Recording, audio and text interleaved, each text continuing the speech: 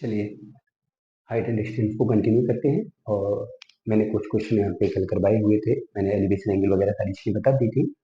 और कल मैंने सारे क्वेश्चन आपको इंग्लिश वर्जन में करवा दिए। एक दो बच्चों का मैसेज भी आया कि सर थोड़ा सा हिंदी पे फोकस कर लीजिए, तो मैं चलिए दोनों को देख के चलूंगा, हिंदी और इंग्लिश दोनों को देख के चलूंगा। मैं यहाँ पे जो पहली बात तो ये क्वेश्चन जो लिखा है इतनी अच्छी, मतलब ऐसा सिंपल लैंग्वेज में लिखा है कि कोई इंग्लिश मीडियम वाले समझ सकते हैं। ठीक है, तो इसमें कोई ऐसा शब्द नहीं है जो इंग्लिश मीडियम वालों से नया हो। ठीक है, तो उन्होंने क्या बोला है कि 20 मीटर लंबी छड़ की मैदान पर छाया। कोई 20 मीटर लंबी छड़ है, कितनी मीटर लंबी छड़? 20 मीटर लंबी छड़, उसकी मैदान पर जो छाया है वो कितनी है? 10 मीटर है। ठीक है, उन्होंने क्या कहा, इसी समय एक मीनार की छाया उसी मैदान पर। देखो, अब इस पर एक मीनार है, तो मीनार की जो छाया है उसी मैदान पर, इसी मैदान को एक ही मैदान लिया मैं, इसी मैदान पर इसकी जो छाया है वो 50 मीटर है। कितनी मीटर है? 50 मीटर है। ठीक है, तो सीधी बात है, अगर एक ही समय देखेंगे तो अगर सूर्य भगवान यहाँ पे होंगे, अगर सन आपका यहाँ पे होगा, ठीक है, तो जहां तक इसकी छाया आ रही होगी वहीं तक इसकी छाया आ रही होगी। ठीक है, अब इसकी हाइट कम है तो इसकी छाया कम हो जाएगी, इसकी हाइट ज्यादा हुई तो इसकी छाया ज्यादा हो रही होगी। ठीक है, तो दोनों ही छाया मान लीजिए कहाँ किस पॉइंट तक आ रही है? ये तक आ रही है। कहाँ तक आ रही है आपकी? ये तक आ रही है। ठीक है, तो उन्होंने क्या बोला है कि ये आपका क्या है? छड़ है। ये आपकी क्या है? छड़ है, और ये आपकी मीनार है। एक ही समय मान लो हम दोपहर में 12 बजे की बात करें या 1 बजे की बात करें, जब बढ़िया तरीके से धूप निकली हुई है, वो एक ही समय में मतलब दोनों चीजों पर, मीनार पर और छड़ पर छाया की बात करने वाला हूँ। तो यहाँ पे जब छाया की बात की वो 10 मीटर है, और जब मैंने मीनार पे छाया की बात की तो वो 50 मीटर है। तो इस छाया से मैंने मतलब इतना अंदाजा लगा लिया, या इतना तो समझदार है तो समझ गए कि मीनार छड़ से ऊंची है। ठीक है, तो इसकी छाया कितनी है? 50 मीटर है। ठीक है, अच्छा अब भाई उन्होंने क्या बोला है कि मुझे मीनार की ऊंचाई ज्ञात करनी है। तो मैंने इसको ए नाम दिया, इसको बी दिया, इसको सी दिया, इसको डी दिया और इसको ई दे दिया। अब थोड़ा समझना है गौर से। जैसे मान लो कि अगर देखा जाए in triangle A B E, A B E and triangle कितना? ए सी डी, इन दोनों की बात करेंगे। जे वाला ट्रायंगल और जे वाला ट्रायंगल दोनों 90 है। ठीक है, ठीक है, दोनों 90 है। इसके बाद एक चीज और समझनी चाहिए, ये दोनों तो भाई पैरल होंगे, छड़ और मीनार, तो ये वाला एंगल भी आपका कैसा होगा? इक्वल होगा, क्योंकि पैरल लाइन को कोई लाइन अगर कट करती है तो एंगल समान हो जाएगा। और एंगल ए जो है वो कॉमन है, छोटे वाले ट्रायंगल में और बड़े वाले ट्रायंगल में। तो यहाँ पे अगर देखा जाए दोनों ट्रायंगल के अंदर, छोटे वाले ट्रायंगल में और बड़े वाले ट्रायंगल में, तीनों एंगल कैसे हैं? समान है। तो मैं बोल सकता हूँ कि इस छोटे वाले में और बड़े वाले ट्रायंगल में सिमिलरिटी यूज हो रही है। और जब सिमिलरिटी यूज हो रही है तो मैं क्या करूंगा? ए बी, छोटे वाले की एक साइड ली ए बी, और बड़े वाले में साइड क्या ली? ए सी, साइड का रेशियो। ऐसे छोटे वाले में जो परपेंडिकुलर वाला पार्ट लिया मैंने बी ई, और बड़े वाले में कितना है? C D. ये कैसे होंगे? बराबर होंगे। चलिए, ए बी कितना है? 10 है, ए सी कितना है? 50 है, बी कितना है? 20 है, और सी डी कितना है पता करना है, क्योंकि ये मीनार की ऊंचाई है। जीरो से जीरो कैंसिल होगा, और ये यहाँ चला जाएगा सी डी, और यहाँ पे कितना हो जाएगा? 5 दूनी 10, 100 मीटर। तो ये 100 मीटर आपकी मीनार की ऊंचाई होगी। तो यहाँ पे तो कुछ करना ही नहीं पड़ा, सिमिलरिटी से पूरा क्वेश्चन हो गया आपका। तो मैंने क्या बोला था कि एलिवेशन एंगल और डिफ्लेक्शन एंगल के अलावा भी क्वेश्चन आते रहते हैं। तो ये क्वेश्चन किससे हुआ आपका? सिमिलरिटी से।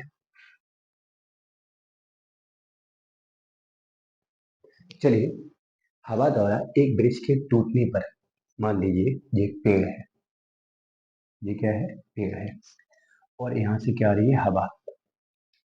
बहुत भयंकर आंधी तूफान है, और यहाँ से जैसे पेड़ में हवा लगी, टूटने पर ऊपरी भाग, तो टूटने पर मान लीजिए कि ये आपका हवा है और पेड़ यहाँ से टूट गया, ये पूरा पेड़ था, और ये जो टूटा हुआ भाग है वो जमीन में आके मिल गया। मैंने क्या बोला कि ये पूरा पेड़ है, यहाँ से लेके यहाँ तक जो एच ऊंचाई है वो किसकी है? पेड़ की। ये हाइट पेड़ की है।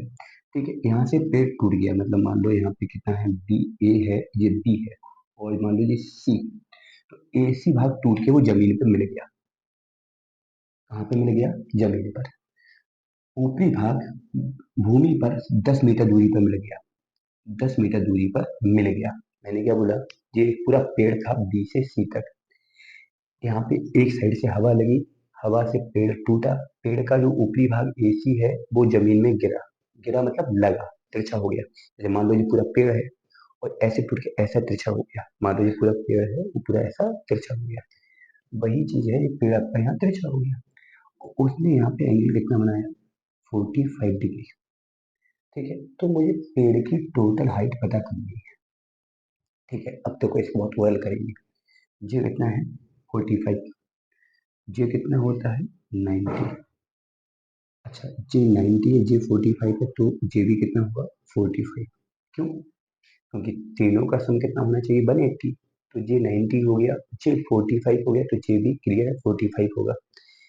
अच्छा, अगर जे दोनों 45 है तो जे वाली साइड और जे वाली साइड इक्वल होगी। अगर ये 10 है तो जे वाला पोर्शन भी 10 हो जाएगा। ठीक है, अब जे 10 और जे 10 है तो ये आपका पाइथागोरस थ्योरम यूज हो जाएगी। तो ये हो जाएगा 10√2। कितना हो जाएगा, 10√2 हाइपोटेनस से। अरे भाई, हाइपोटेनस जो, हाइपोटेनस मतलब कर्ण जो होता है वो रूट में क्या होता है, लंब, मतलब परपेंडिकुलर का स्क्वायर, बेस मतलब आधार का स्क्वायर, यही तो होता है। तो इस वाली कंडीशन को मैंने यहाँ अप्लाई कर दिया तो ये 10√2 आ गया। इतना समझना, जितना भाग ऊपर से टूटा होगा वही तो यहाँ पे जमीन में टिका होगा। तो अगर ये 10√2 है तो ये वाला हिस्सा भी कितना हो जाएगा, 10√2 हो जाएगा। ठीक है, तो मुझे टोटल हाइट पता करनी है ना। जब मैं टोटल हाइट पता करूंगा तो 10√2 10, तो टोटल जो हाइट है वो कितना हो जाएगा, 10 + 10√2। ये आंसर हो गया आपका। कुछ करना ही नहीं है, बहुत सिंपल तरीके से ओरल हो गया ये क्वेश्चन तो। भाई जे एंगल कितना बना, 45। जे 45 तो जे भी 45। तो ये आइसोस्केल ट्रायंगल मतलब समद्विबाहु त्रिभुज हुआ। जे वाली साइड और जे वाली साइड बराबर हो जाएगी। अगर जे 10 है तो जे वाला भी 10 होगा, और जे 10 है, जे 10 है, जे 10√2 होगा। जे वाले हिस्से को मैंने यहाँ शिफ्ट कर दिया क्योंकि ये टूटा हुआ भाग था ना। तो ये 10√2 है और ये 10 है, तो टोटल हो गया 10 + 10√2। पेड़ की टोटल हाइट होगी। चलिए, चलिए, दो होटल हैं जो 25 मीटर पर है। दो होटल की दूरी कितनी है, 25 मीटर है। उनमें से एक 70 मीटर ऊंचा है, और मतलब और वह दूसरे के शीर्ष पर, मतलब और वह मतलब 70 मीटर ऊंचा वाला जो होटल है वो। थोड़ा क्वेश्चन को समझना भाई साहब को। दो होटल है जो 25 मीटर की दूरी पर है, पहली कंडीशन। दूसरी कंडीशन क्या है, उनमें से एक 70 मीटर है। तो जो दो होटल है उनमें से एक की हाइट कितनी है, 70 मीटर है। और वह वह किसकी बात हो रही है, 70 मीटर वाले होटल की। वह दूसरे के शीर्ष पर, दूसरा मतलब 70 मीटर के अलावा जो दूसरा है उसके शीर्ष पर 45 का अवनमन कोण बना रहा है। तो मतलब उसके शीर्ष को देखने के लिए उसने नीचे को निगाहें की होंगी ना, तभी तो आपका कौन सा कोण बना हुआ, अवनमन। डिप्रेशन एंगल कब बनता है, जब नीचे की ओर देखा जाएगा आपका। तो इसका मतलब है कि जो एक होटल अगर 70 मीटर का है तो दूसरा उससे छोटा है, तभी तो उसके शीर्ष को देखने के लिए 70 मीटर वाले होटल ने क्या किया, अवनमन कोण बनाया उसके वर्टेक्स में। तो मान लो एक होटल जे है और एक होटल जे है। ठीक है, दोनों की जो दूरी है वो 25 मीटर है। ये दूरी कितनी है, 25 मीटर है। ठीक है, इसकी जो हाइट है वो 70 मीटर है। आप समझ पा रहे हो, कितनी है, 70 मीटर है। इसके वर्टेक्स से, इसके वर्टेक्स को जब देखा गया, वर्टेक्स को जब देखा गया तो जो अवनमन कोण बना यहाँ पे, कितना बना, 45 अंश बना। कितना बना, 45 अंश बना। ठीक है, दो होटल हैं, दोनों की दूरी 25 मीटर है। एक होटल की ऊंचाई 70 मीटर है। 70 मीटर वाले होटल के सीट से दूसरे होटल की सीट को देखने के लिए अवनमन कोण डिफ्रेक्शन एंगल बना, तो इसका मतलब ये वाला होटल इससे नीचे होगा। ठीक है, तो इससे नीचे हो गया। ठीक है, जो अवनमन कोण है वो 45 अंश बना। ठीक है, जब ये 45 है तो सिमिलरिटी के हिसाब से ये वाला भी कितना हो जाएगा, 45 हो जाएगा। कितना हो जाएगा, 45। अच्छा, अब ये 45 है तो ये आपको पता ही है, होटल जो है वो लंबवत होगा जमीन से, तो ये 90 हो जाएगा। तो अगर ये 45 है तो ये वाला भी कितना हो जाएगा, 45। देखो कितने ओरल सवाल होने वाला है। मुझे दूसरे होटल की हाइट पता करनी है, समझना गौर से। मुझे दूसरे होटल की हाइट पता करनी है, तो ये वाली हाइट मुझे पता करनी है। और ये वाला हिस्सा वही होगा जो हिस्सा यहाँ से यहाँ तक होगा। बात समझ रहे हो ना। अब समझो, जे अगर 25 है तो जे वाला हिस्सा और जे वाला हिस्सा दोनों बराबर होंगे, तो जे वाला भी आपका 25 हो जाएगा। ठीक है। अब जे 45 डिग्री है और जे भी 45 है, तो जे अब भाई क्या है कि दोनों समद्विबाहु, सॉरी जे आपका समद्विबाहु त्रिभुज हो जाएगा भाई। एक एंगल 90 है और बाकी दो एंगल बराबर है, तो जे दोनों भुजाएं भी बराबर होंगी, तो जे वाली और जे वाली भुजा कैसी हो जाएगी, बराबर हो जाएगी, क्योंकि दोनों एंगल बराबर है। तो जे वाला कितना हो जाएगा, जब जे 25 है तो जे वाला भी 25 हो जाएगा। समझना गौर से भाई, इस वाले ट्रायंगल की हम बात करें तो ये कितना है 25, ये वाला भी 25 हो जाएगा। टोटल कितना है 70। 70 में ऊपर का 25 छोड़ दो तो नीचे कितना बचेगा आपका 45। कितना बचेगा 45। और अगर जे वाला हिस्सा 45 आ गया तो जे वाला भी हिस्सा कितना होगा 45। इसका मतलब छोटे वाले होटल की जो ऊंचाई है वो कितनी मीटर है, 45 मीटर है। बताओ, ये क्वेश्चन था आपका। तो कुछ करने ही नहीं है, ट्रिग्नोमेट्री लगाने ही नहीं है, आप फिगर बना लो, चीजें अपने आप क्लियर हो जाती है। हाइट एंड डिस्टेंस में अगर आप लोगों के पास फिगर की प्रैक्टिस बहुत अच्छी है, तो क्वेश्चन पढ़ने में कितना गंदा लग रहा था, सॉल्व करने में कुछ नहीं है भाई। मैंने क्या किया, दो होटल बनाए, एक 70 मीटर का, एक पता नहीं, दोनों की बीच की दूरी 25 मीटर है। 70 मीटर वाले होटल की ऊपरी सिरे से दूसरे होटल के सिरे को देखा, अब ना मैंने कौन 45 बना, तो ये वाला कौन भी 45 हो गया। ये दूरी 25 थी तो ये वाली भी 25 हो जाएगी। इसकी हाइट कितनी थी, 70 थी। ठीक है, मैंने क्या किया, छोटे वाले ट्रायंगल को लेके, जब ये 25 था तो इसको भी मैंने पता कर लिया कि ये भी कितना है 25 होगा। और जब ये 25 हो गया, टोटल 70 था, 70 में 25 चला गया तो नीचे का कितना बचा, 45 बचा। और अगर ये 45 है तो इसके सामने भी कितना होगा, 45 होगा, क्योंकि ये इसके बिल्कुल बराबर में खींचा ना लाइन को। बताओ क्या दिक्कत है भाई इसमें। 45 मीटर हाइट आई है किसी छोटे वाले होटल की। ये क्वेश्चन था।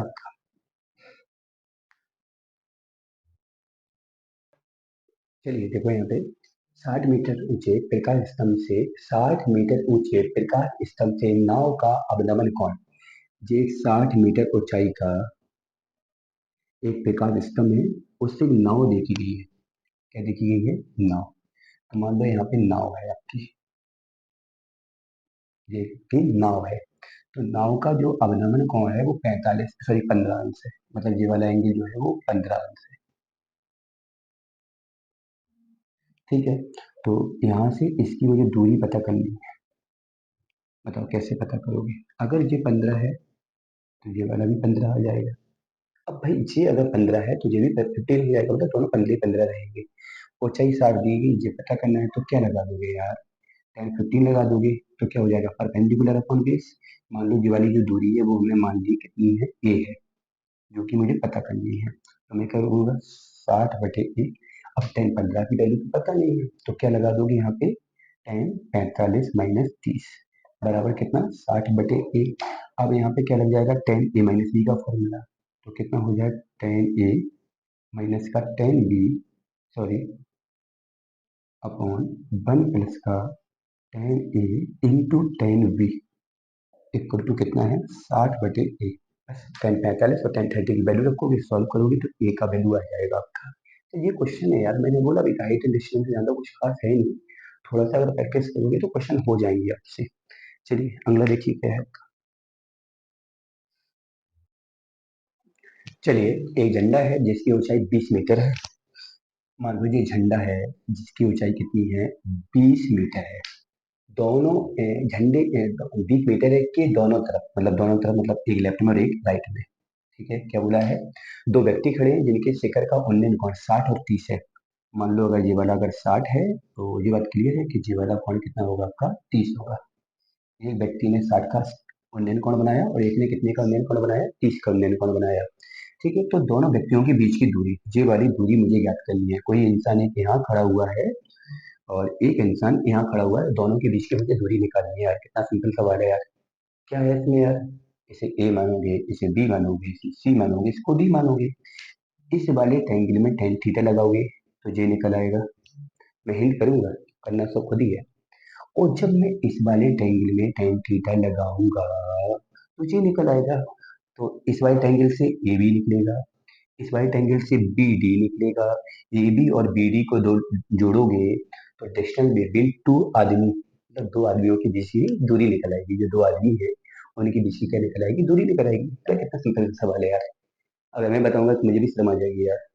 ठीक है, तो मैंने कहा है कि आप लोग अगर सितंबर एग्जाम के लिए तैयारी करना चाहते हैं तो मैंने बोला है कि मैं एक एक करके चैप्टर का बेसिक बताऊंगा, कुछ एग्जाम्पल करवाऊंगा। धीरे धीरे मैं आगे आगे बढ़ूंगा। आप लोग भी एक कोई फ्रेशर, सॉरी, कोई बुक ले लीजिए। वैसे मेरे हिसाब से आप लोग कोई भी बुक ले सकते हो, जैसे आर एस अग्रवाल है, रेडियन का भी आता है, पाथफाइंडर है, थोड़ा सा लेंदी बना रखा है उन लोगों ने। मतलब इतने वैसे अगर देखा जाए तो आर एस अग्रवाल सफिशियंट होता है वैसे तो, अगर किसी एनसीईआरटी या एनसीईआरटी एग्जाम्पलर के क्वेश्चन भी आप लोग तैयार करते हैं तो एनडी के पॉइंट ऑफ व्यू से सफिशियंट है मैथ के लिए। ठीक है, तो फिर बाद बाकी आपकी इच्छा है, आपको कौन सी बुक परचेज करनी है, कौन सी बुक लेनी है, किस बुक से आपको पढ़ना है, वो आपकी मतलब आपका खुद का पर्सनल व्यू है, आप लोग किस किस बुक से पढ़ना चाहते हैं वो पढ़ सकते हैं। बात बाकी मैं सारे चैप्टर का आपको ओवरव्यू देते हुए आगे बढ़ूंगा, और सारे जितने भी चैप्टर हैं उनके सारे के क्वेश्चन करवाऊंगा। जितने भी एग्जाम्पल टाइप से क्वेश्चन है, जितने भी हर टाइप का मैं एक एक दो दो क्वेश्चन उठाऊंगा। तो होता क्या है कि जब आप जैसे मान लो हाइट एंड डिस्टेंस मैंने केवल दो ही लेक्चर लूंगा, दो, एक आपका पिछला लेक्चर जो मैंने बनाया था और एक जी वाला लेक्चर जो करंट में चल रहा है, तो मैं इन्हीं दो लेक्चर पे हाइट एंड डिस्टेंस को खत्म करूंगा, क्योंकि ज्यादा कुछ है भी नहीं, इतना डीप है भी नहीं, एनडीए के पॉइंट ऑफ व्यू बहुत ही कम हाइट एंड डिस्टेंस है। खैर एक दो क्वेश्चन आ जाते हैं, इसलिए मैंने इस लेक्चर को बनाया। इसके बाद जैसे मैं इनइक्वालिटी है या लॉगरिथम, इन दोनों में से एक को स्टार्ट करूंगा, तो धीरे धीरे मैं आगे बढ़ूंगा। ठीक, तो आप लोग भी प्लीज ऐसा करिएगा कि मेरे साथ साथ अपने, जैसे मेरे 2 दिन में जो हाइट एंड डिस्टेंस लगे, तो आप भी कोशिश करिएगा कि जो भी आपके पास बुक है आप उस बुक के क्वेश्चन को 2 दिन में खत्म करें। और भाई अगर कोई क्वेश्चन नहीं भी आता है तो आजकल तो यार क्वेश्चन को पता करना बड़ा आसान खेल है। आप लोग खुद इतने समझदार हो कि क्वेश्चन का सोल्यूशन आसानी से निकाला जा सकता है। वो फिर भी अगर नहीं आता है, समझ में नहीं आता है, तो आप लोग मुझे मैसेज कर दिया करो। उसी चैप्टर के दौरान यदि मैसेज कर दो तो मैं उस क्वेश्चन को अपने लेक्चर में ऐड कर लिया करूंगा, मतलब उसको ऐड कर मतलब उसको सोल्यूशन दे दिया करूंगा, तो उसमें आपका फायदा हो जाएगा। तो आप लोग एक काम करिएगा कि जितना मैं लेक्चर में पढ़ाता हूँ वो तो पढ़ना ही है आपको, और उसके साथ साथ आप कोई एक बुक परचेज करिएगा जिसको एनडीए का SCUET का एग्जाम देना है। दोनों स्टूडेंट्स के लिए ये आपका बहुत इंपॉर्टेंट है, एयरफोर्स के लिए भी है, ऐसा नहीं है एयरफोर्स वाले बच्चे वंचित रह जाएंगे, या नेवी वाले उनके लिए भी है। तो जो भी इस टाइप का एग्जाम देना चाहते हैं उनके लिए बढ़िया अच्छा सा क्वेश्चन है, तैयार करिएगा। तो चलिए अगले क्वेश्चन पे बढ़ते हैं आगे।